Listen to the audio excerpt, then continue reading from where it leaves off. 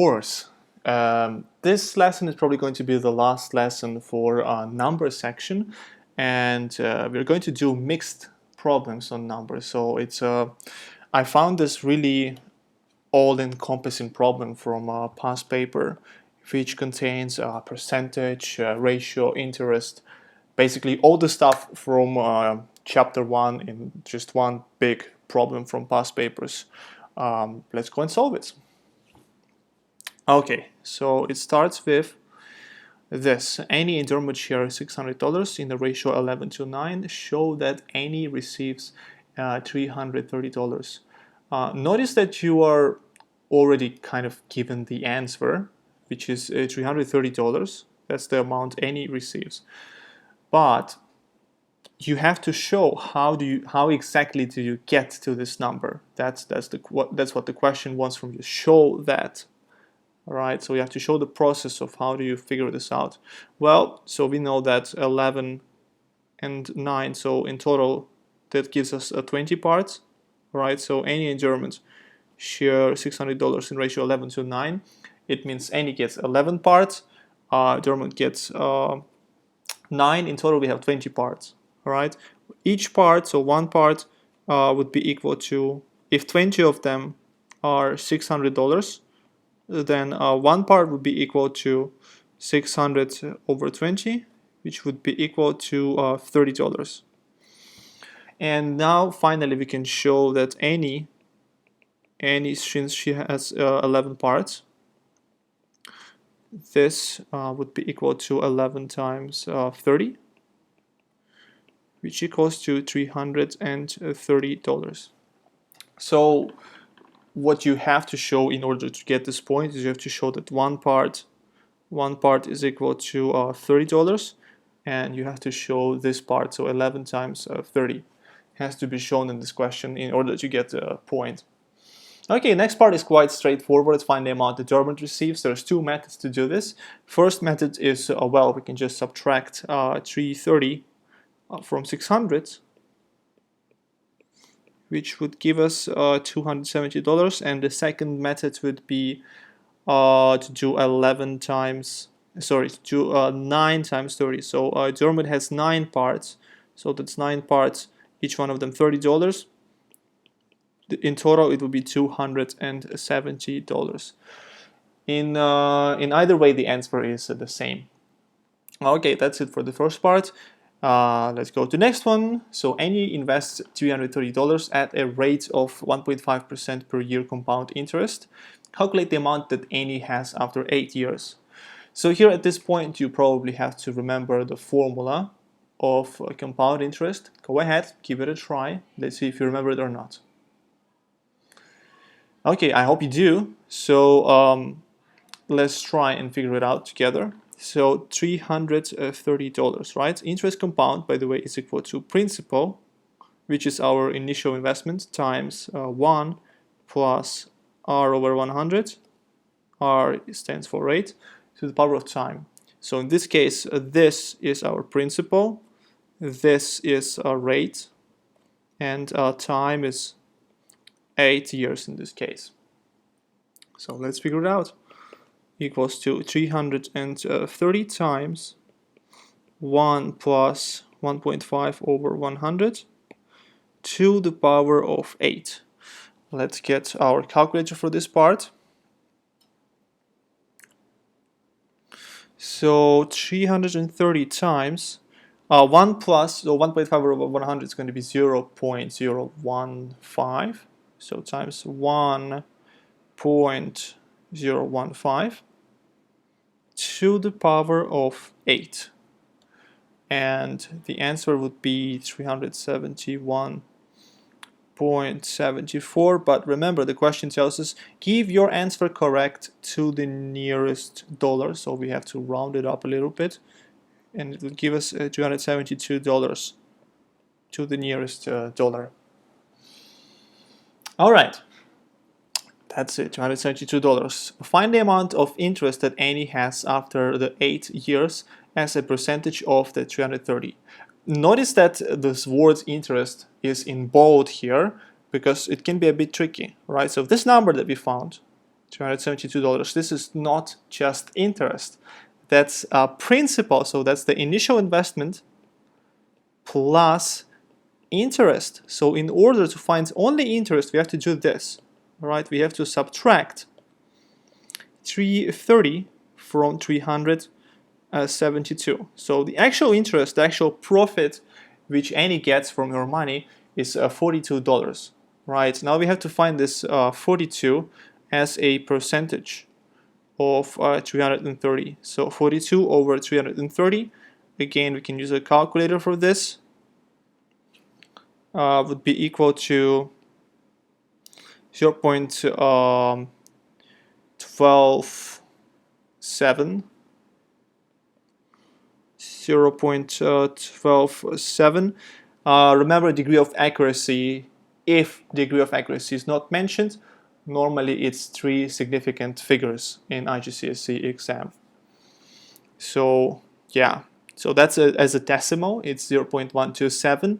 As a percentage, it's going to be 12.7%, which is our answer. All right, next one. Dermot has $70 to spend. He spends 24.75 on a shirt. Find 24.75 as a fraction of $70. Give your answer in its lowest terms. All right, so this is quite easy on the surface, but can prove to be tricky. So 24.75 as a fraction of 70. So 24.75 out of 70. Yeah, here actually the most reliable method would be just to use a calculator to solve this question. We can just type it here by using the fraction button. So 24.75 over 70 would give us 99 over 280. If you don't get, if your answer looks like this, it means you have to press this button, so S to D. So just press this button and you will get your answer as a fraction. So this changes the answer from decimal to a fraction. Oops, yes, 99 over 280. If you want to do it yourself, or anyway, I just want to explain a little bit more about this question. So this can be done without the calculator. But as you notice, normally when we have fraction, we have to simplify it. But this is a special fraction. This is a fraction where on the top we have a decimal. So this fraction we have to actually multiply by something instead of dividing it. So the point here is to just get rid of decimal part. So we multiply it until we get rid of point. We can multiply by 2. We would get 49. It's going to be 49.5 actually over 140. You see we still didn't get rid of decimal point, so we multiplied by 2 again, and now we have 99 over 280, which finally, this fraction finally doesn't have any decimal points, and it cannot be simplified as well. So that's it for this one. Okay, next part. 24.75 is the sale price after reducing the original price by 10%. Calculate the original price. All right, so original price we could assume was 100%. Then some discount was applied to original price, and discount was 10% actually.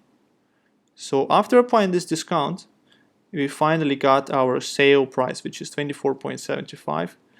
If you noticed, sale price is 90% of original price. So we could say that 90% of original price equals to 24.75. This could be translated into an equation. We could say if we let original price be x, we could say that 0.9 times x equals to 24.75. And now we have to find x. So x would be equal to 24.75 divided by 0.9.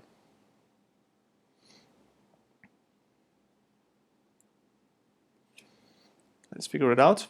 24.725 divided by 0.9 equals to, you see now it shows me the answer as a fraction, but actually both answers are, no, actually no, this is not fine. If it's dollars, you have to write at $27.5. $27.5 was the original price. Okay, and the final part of this question, which is the hardest, I would say. After 1 year, the value of Andy's car has reduced by 20%. At the end of the second year, the value of Andy's car has reduced by a further 15% of its value at the end of the first year. Calculate the overall percentage reduction after 2 years. All right. So here we have to, so we don't know what's the value of the car in the beginning. It could be anything. It could be $100 or it could be 1,000, whatever else. So let's just use the percent. Let's say the original value was 100%. All right. We could actually use decimals. I think that would be better for this case. So original value was 1. All right. After 1 year, it was reduced. So this is for first year.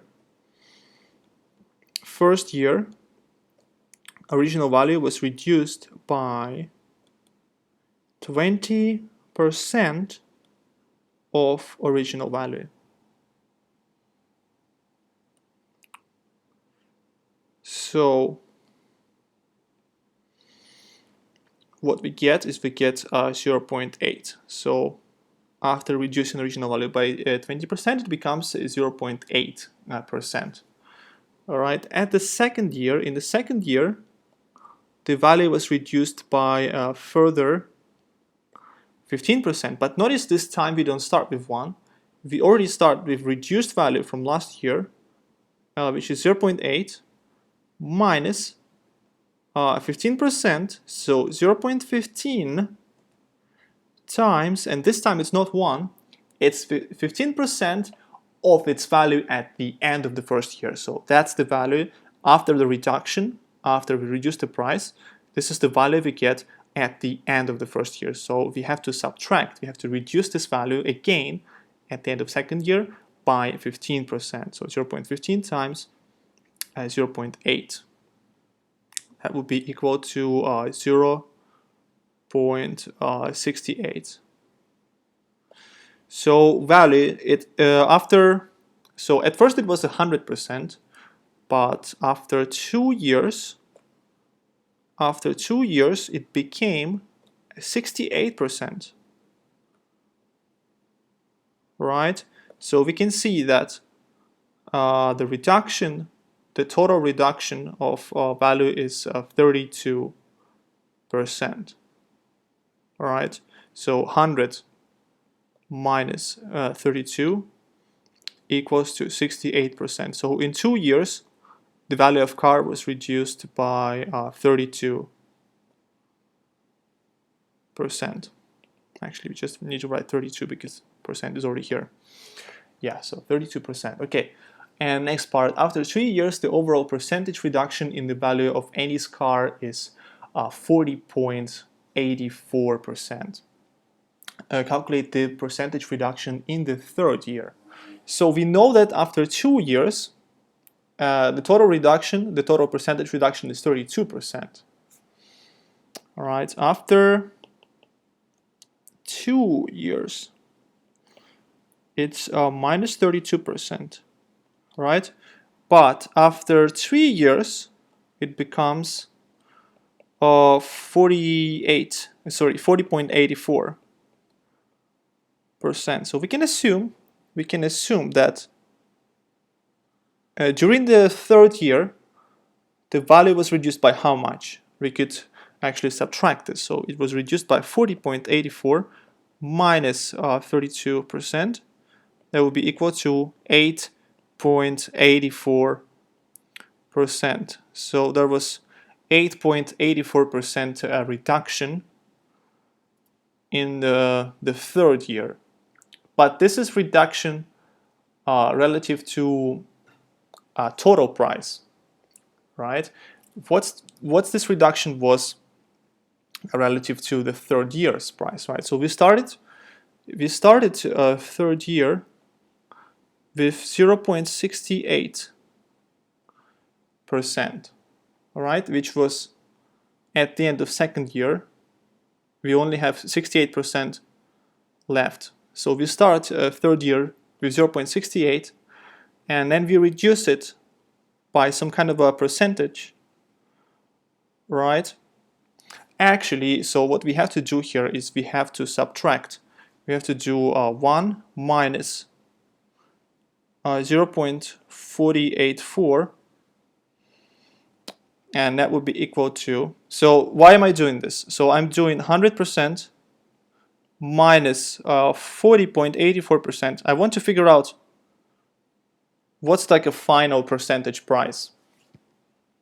So this would be equal to 59.16, or as a decimal it's going to be 0.5916. And now actually let's try and see the pattern in here. Let's try and figure out what happens. So first year, how do we figure out the reduction? Well, we take the original price, which was 100%, and we subtract 20%, so 20% of 100%. All right. In the second year, we subtract 15% of 80%, because we know that in second year the price was reduced by a further 15%. So we subtract 15% of 80%. And the third year, so what we do is we subtract, we don't know how many percent of 68%. So 0.68 minus, we don't know what, times, of course, so look at this, so times 1, so we have, this is the price at the beginning of year, this is the percentage reduction, times the price in the beginning of year. So we have to times this unknown quantity by 0.68. And so what we get after we reduce this, so after the price was reduced, we get 0.5916. All right, so this is after the reduction, so 100% minus 40.84% equals 59.16. So this is basically an equation now. So we can replace this question mark with x, and now we can solve this equation. So I think I'll just move this somewhere. It's becoming very cluttered. So 0.68 minus 0.68x equals to 0.5916. Okay, I don't like when x is negative, so why don't we move it? Why don't we make it positive? So we're gonna do plus 0.68x to both sides. You get 0.68 equals to 0.5916 plus 0.68x. Okay, now we can subtract this part, so 0.59. Okay, I hope you guys can see this. 0.5916. You're gonna subtract this from both sides. And I'm too lazy to do this without calculator. So 0.68 minus 0.5916 equals to 0.0884.